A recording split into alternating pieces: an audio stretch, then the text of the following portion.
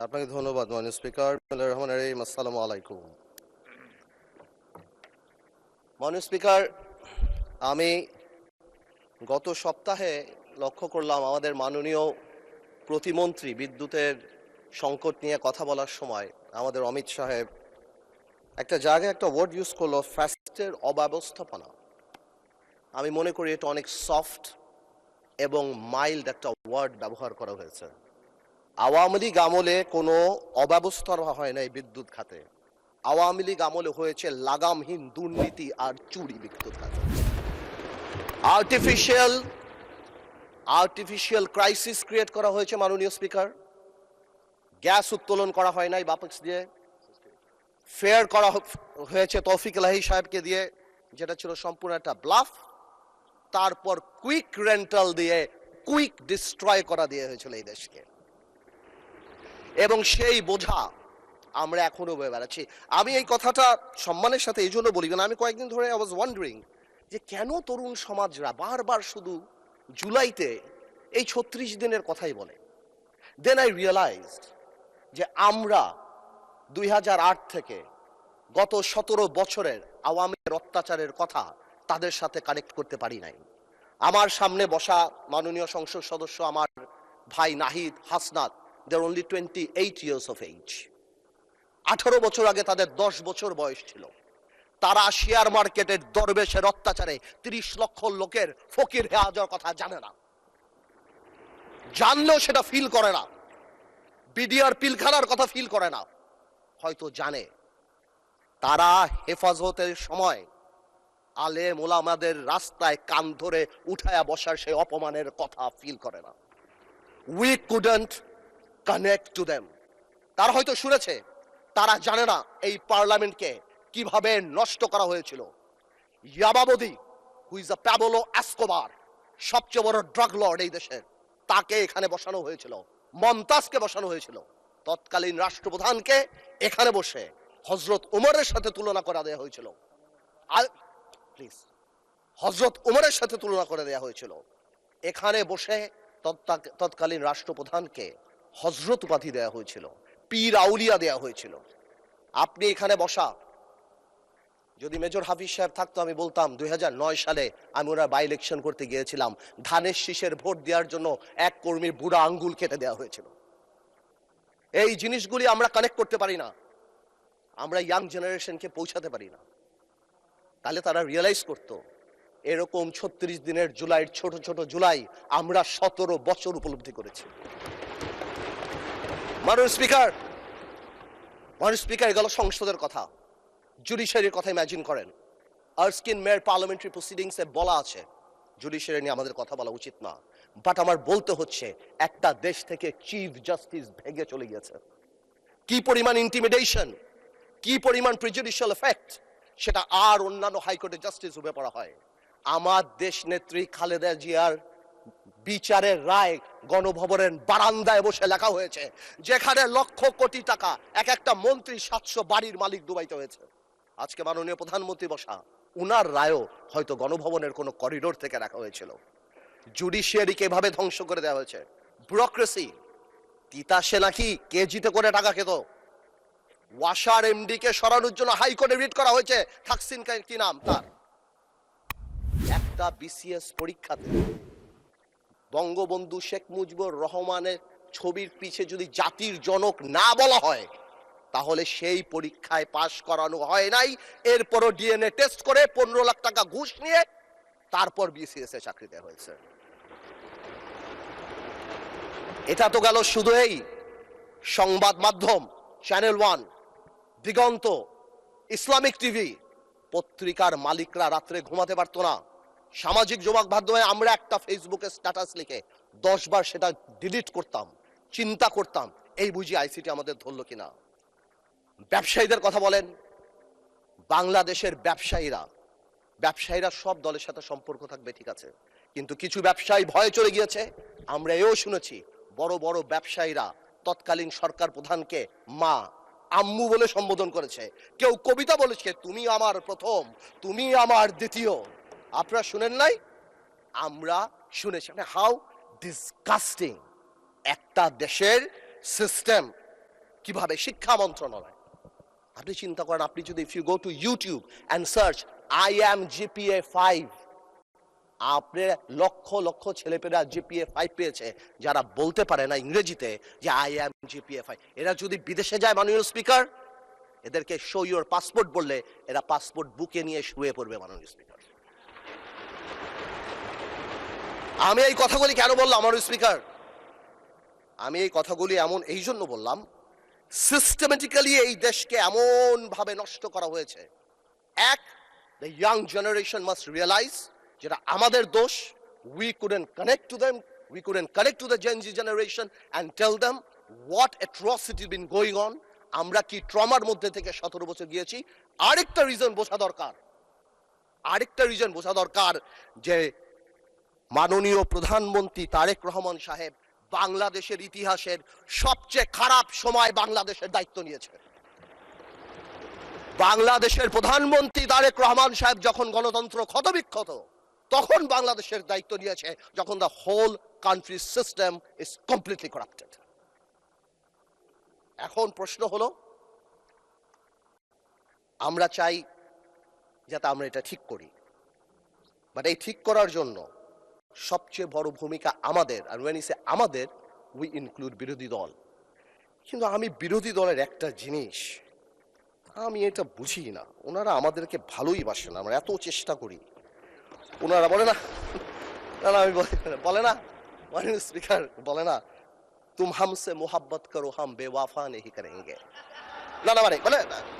বলে উর্দুতে বললাম যাতে বুঝতে সুবিধা হয়। উর্দু বই দেখছি একটা, আমি একটা উর্দু বই দেখছি, ওই যে পিছিয়ে উর্দু বই একটা, একটু আর আপনাদের সাথে কমিউনিকেট করতে, এনিওয়েজ আমি আপনাকে কয় করে will talk about it later. আচ্ছা, এখানে বসে স্পেশালি আমাদের বিরোধী নেতা শফিকুর রহমান সাহেব এত সুন্দর কথা বলে, অর্ধেক তো একদিকে ফ্যানই হয়ে গেছে ওনার কথার। উনি এত সুন্দর করে বলেন, আসুন না, কেন না আমরা এটা করতে পারি না। মাননীয় স্পিকার, বিএনপি ফ্যাসিবাদীর রাস্তা ধরে হাঁটা শুরু করছে শফিকুর রহমান। বিড়ালের মতো বাঁচতে চাই না, সিংহের মতো বাঁচতে চাই। মানুষ আশরাফুল মাখলুকাত আল্লাহ বানাইছে, আমরা সিংহ বিড়াল হয়ে যাচ্ছি। সংস্কার পিছিয়ে গেল, অভ্যুত্থানের প্রস্তুতি হবে। জিয়া পরিবার থেকে মানুষকে মুক্ত করার ঘোষণা। 16 বছর জিয়া পরিবারের থেকে মুক্ত করতে শেখ হাসিনা হেলিকপ্টার দিয়ে পালিয়েছে, সাতরায় পালাবে মাননীয় স্পিকার। বলে কি জিয়া পরিবার মানে বাংলাদেশের গণতন্ত্র, জিয়া পরিবার মানে বাংলাদেশের স্বাধীনতার ধারক বাহক, জিয়া পরিবার মানে বাংলাদেশের স্বাধীনতার ধারক বাহক। এখন জিয়া পরিবার মানে গণতন্ত্রের এখন কেন্দ্রবিন্দু। জিয়া পরিবারে ভাগাবে আল্লাহ। আওয়ামী লীগ সরাতে 16 বছর লেগে, 16 বছর, আপনার সরাতে 16 দিন লাগবে না। এইসব কথা বলার পরও যেই আমরা একটু অ্যাটাকে যাই, আসুন আমরা সবাই এক হয়ে যাই। এই ডাবল স্ট্যান্ডার্ড করে লাভ হবে না। আমি বিরোধী দলের নেতাকে সম্মানের সাথে বলতে চাই, আপনি আপনার ঐক্য, আপনার দলে ক্লাস নেন। আপনি বুঝান that he who comes in equity must come with clean hands. আপনি একবার এক কথা বলবেন রাজপথে, গণ অভ্যুত্থান ডাক দিবেন। এই যে নাহিদ ভাই কই আজকে হ্যাপি বার্থডে বললাম, সে দেখি আগে গুলি নাকি আগে খাবে। কে মারবে ভাই তোমার? কেন মারবো? আমরা একসাথে যুদ্ধ করেছি আমরা 2 বছর আগে। why would we do that? এই যে মাইন্ডসেট, এই মাইন্ডসেট দিয়ে আমরা কোনোদিনও কাঙ্ক্ষিত জায়গায় পৌঁছাতে পারবো না। একটু আগে সালাউদ্দিন ভাই তাকায়, একটু আগে আমাদের মাননীয় আমার তো ভয় লাগে ওনারে, একটু আগে আমাদের স্বরাষ্ট্রমন্ত্রী সাহেব উনি বলে গেল জাতি বিভক্ত করা যাবে না। তো জাতি বিভক্ত না করলে মুক্তিযুদ্ধের ইতিহাস কিভাবে শিখাবো? হাওয়ার সাথে যুদ্ধ করছে মুক্তি বাহিনী। জাতি বিভক্ত করা যাবে না, বাংলাদেশকে হিন্দু মুসলমানে ভাগ করা যাবে না, আমেরিকা রাশিয়া ভাগ করা যাবে না। কিন্তু মুক্তিযুদ্ধের ইতিহাস যখন বলতে হবে, তখন আমি কার সাথে? আমি হাওয়ার সাথে যুদ্ধ করছি, আমরা রাজাকারের সাথে যুদ্ধ করছি, এবং তাই আমরা এখানে আসছি। আল্লাহ, আজকে তো শেষ। এইবার বলতে চাই, এই তো অনেক কথাটা তো বললাম। আমি মনে করি এখন আমরা এটাকে চেঞ্জ করবো কিভাবে, how Time is extended for another 8 minutes for you. আমি আর আপনি কলিগ মাননীয় স্পিকার, একসাথে পড়াইছি, একসাথে কত কফি খাওয়াইছি আপনারে। এই জন্যই তো 8 মিনিট দিলাম extra. Anyways, thank you, much obliged. First, we need to change the political culture. We have seen that our honorable Prime Minister started that. Political gesture change করতে হবে। আপনাদের বাড়ি গিয়েছেন, আপনারাও করেছেন, নাহিদ সাহেবের বাড়ি গিয়েছেন। এটা রুট লেভেলে নিয়ে যেতে হবে। আমাদের গ্রামাঞ্চলে যেখানেই আমরা যাই সেখানে এই পলিটিক্যাল কালচার নিয়ে যেতে হবে। Second, foundation of politics. জেনারেশনকে আমরা যে যার মতো ইতিহাস শিখিয়েছি, এই একটা জায়গায় আমাদের আসতে হবে। আমাদের সরোয়ার্দী সাহেব থেকে আরম্ভ করে, ভাসানী সাহেব থেকে আরম্ভ করে, শেরেবাংলা একে ফুলজক সাহেব থেকে আরম্ভ করে বীর শ্রেষ্ঠ, যেটা আমরা অলরেডি দেখতে পাচ্ছি, and thanks to the prime minister, because আমরা সব জায়গায় দেখতে পাচ্ছি এই রেকগনিশনগুলি জেনুইনলি সামনের দিকে নিয়ে যেতে হবে। আনফর্চুনেটলি আজকে আমরা আমাদের ইয়াং জেনারেশনরা, আপনি জিজ্ঞেস করেন কয়জন 7টা বীরশ্রেষ্ঠর নাম জানে, অথচ অনেক আনইম্পর্টেন্ট লোকদের নাম জানে, অনেক আনইম্পর্টেন্ট সেলিব্রিটিদের নাম জানে। তাদেরকে রিয়েলাইজ করতে হবে এই সব লোকেরা সেলিব্রিটি না, দেশের জন্য যারা জীবন দিয়েছে, they are the true celebrity of the country. এবং ফাউন্ডেশন অফ পলিটিক্স মানে যখন আমরা 71 নিয়ে কথা বলবো, এটা তো খুবই ইম্পর্টেন্ট, যেটা আমি কারেক্টলি বললাম যে 71-এর ইতিহাস যেমন জানতে হবে এবং 71-কে জেনারেলাইজ করা যাবে না। Of course we respect 1947, of course we respect 1952, but 1971 is different. 52 আমাদের অর্জন, 71 আমাদের অর্জন, আমাদের আবেগ, আমাদের গৌরব, আমাদের অস্তিত্ব। এটার সাথে কারোই করা যাবে না। I am sorry to say, 71 যখনই আসবে তখন আমার ভাইদের সেই সময়কার ভূমিকার কথা আসবে। And unfortunately they have to live with this stigma rest of the life. এটাকে আপনি সরাতে পারবেন না। এটা মনে আছে আমার, বেসি হ্যাডক নামে কি একজন ছিল আপনার, উনি 1936-এ মনে হয় চার্চিলকে বলেছিল, চার্চিল একটু ড্রাঙ্ক ছিল আর কি, বলেছিল ইউ আর ড্রাঙ্ক পার্লামেন্টে। চার্চিল ঘুরে বলেছিল I am drunk, tomorrow I can be sober, but you are ugly and you shall remain ugly. তো আমরা মাঝে মাঝে লাইন ক্রস করি, কালকে হয়তো ভালো হয়ে যাব, কিন্তু আপনারা যা ছিলেন তা থাকবেন, তাই থাকবেন। এটা বাস্তব, এটাকে মেনে নেয়াই ভালো। 47, 52 আর 71 এক না, প্রত্যেকটারই বিউটি আলাদা। আরেকটা জিনিস ভেরি ইম্পর্টেন্ট, এটা নির্বাচন আগেও মাননীয় প্রধানমন্ত্রী অনেকবার বলেছিল, জনগণ। এটা খুব important. We have realise this time যে আমাদের কর্মী কত এক একটা এলাকায় 10,000, 15,000, 20,000, কিন্তু জনগণ 4 lakh, 4.5 lakh vote. Something is wrong, half of the people are not voting, something is wrong, we couldn't connect, আমরা তাদের আনতে পারছি না। সুতরাং আমি মনে করি আগামীতে আমাদের সবারই জনগণ ভিত্তিক সংগঠন করা উচিত। প্রত্যেকটা ইউনিয়ন থেকে ইউনিয়নের অ্যাডভাইজরি কমিটি করে তাদের আমাদের প্রত্যক্ষ রাজনীতির সাথে আনা উচিত। এবং যদি সম্ভব হয়, এটা আমার তরফ থেকে শুধু, আপার হাউস হচ্ছে আমাদের সবচেয়ে বেশি ফরেন কারেন্সি আসে গার্মেন্টস থেকে, বিদেশি থেকে, সেখান থেকেও গার্মেন্টসের বোনদেরকে যদি কোনোভাবে আপার হাউসে রাখা যায়, সো দ্যাট তাদের কথা আমরা শুনতে পারি, অথবা প্রবাসী কথায় যদি 2-1 জন রাখা হয়, আমার মনে হয় ডিরেক্টলি তাদের সাথে আমাদের কানেক্টেড হবে। It is just my opinion, আমার বলার জন্য। আরেকটা জিনিস আছে, এটা আরেকটা ইম্পর্টেন্ট জিনিস, সময় তো চলে যাচ্ছে, বেশি সময় নেওয়া যাবে না আর। সামাজিক লিডারশিপ ইজ ভেরি ইম্পর্টেন্ট। সমাজ এখন সাংঘাতিকভাবে বিভক্ত। আপনি ভোট নিতে যাবেন, কোনো বাড়িতে ঢুকবেন, বাবা সারাদিন নামাজ পড়ছেন, অথবা বাবা সারাদিন কাজ করছেন, তার ওয়াইফ সারাদিন নামাজ পড়ছেন, ছেলে একটা টিকটক করে, মেয়ে একটা কোরিয়ান অ্যাক্টর হতে যায়। উই নিড সোশ্যাল লিডারশিপ, এবং এটাকে একটা বন্ধনে আনার জন্য the only thing is religion or culture. আমরা মডার্নাইজেশন, গ্লোবালাইজেশনের নাম করে আমাদের রুট, আমাদের ধর্ম থেকে অনেক দূরে সরে গিয়েছি। আমাদের ধর্মে আর কালচারে ফেরত আসতে হবে যদি সমাজকে বাঁচাতে হয়। সুতরাং আমরা যারা এখানে আছি, তাদের পলিটিক্যাল লিডার হওয়ার পাশাপাশিও প্রত্যেকেরই সামাজিক লিডারের ভূমিকায় যেতে হবে। বেশি সময় নাই, আমি খালি এতটুকু বলবো, আমাদের দেশে আমরা যারা আছি, আমাদের মাননীয় প্রধানমন্ত্রী আরম্ভ থেকে ক্যাবিনেট এবং আপনারা যারা আছেন, আমাদের সবাই কাজ করা উচিত কিছু জিনিস করতে, মোরাল ভ্যালুস বাড়ানোর জন্য।